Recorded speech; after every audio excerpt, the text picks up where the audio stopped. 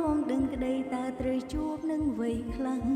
បញ្ហាច្រើនណាស់មកផ្លាស់យើងជាមនុស្សផ្សេងលែងជឿអ្នកណាហើយចាប់ផ្ដើមជឿខ្លួនឯងដឹងថារស់ព្រោះអ្វីជីវិតមួយគុំឲ្យស្ដាយព្រោះឲ្យសប្បាយទើបមានន័យគុំព្រួយបារម្ភនោមអាយុខ្លីភពផែនដីនឹងមងហាញផ្លូវ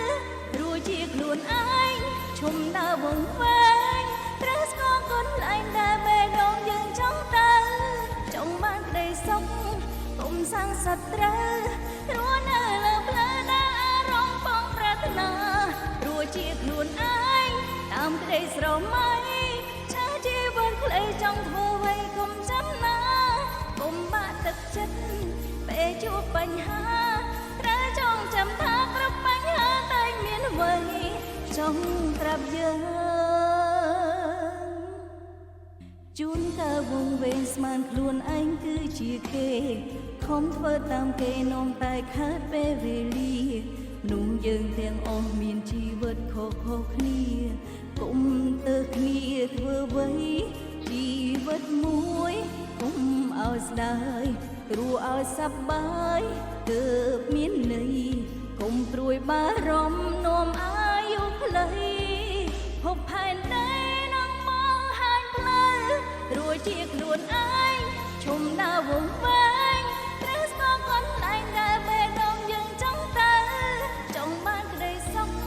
គុំសាំងសត្រូវរស់នៅលើផ្លូវដែលអារម្មណ៍បងប្រាថ្នា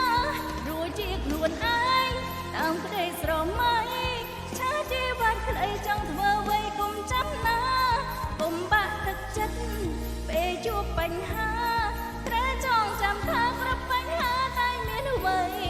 ចង់ប្រាប់យើងចង់ប្រាប់យើងថាយើងធ្វើបានអីយ៉ា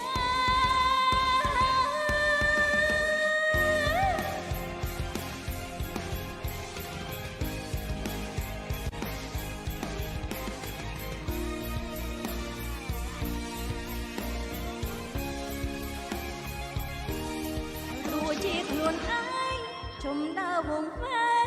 ត្រូវស្គាល់គុណឯងដែលបេះដូងយ៉ាងចង់ទៅចង់បានក្តីសុខគុំសាំងសត្រូវរស់នៅលើផ្លូវដែលអារម្មណ៍បងប្រាថ្នា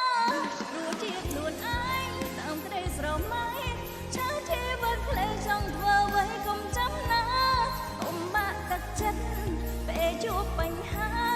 ត្រូវចងចាំថាគ្រប់បញ្ហាតែមានអ្វីចង់ប្រាប់យើង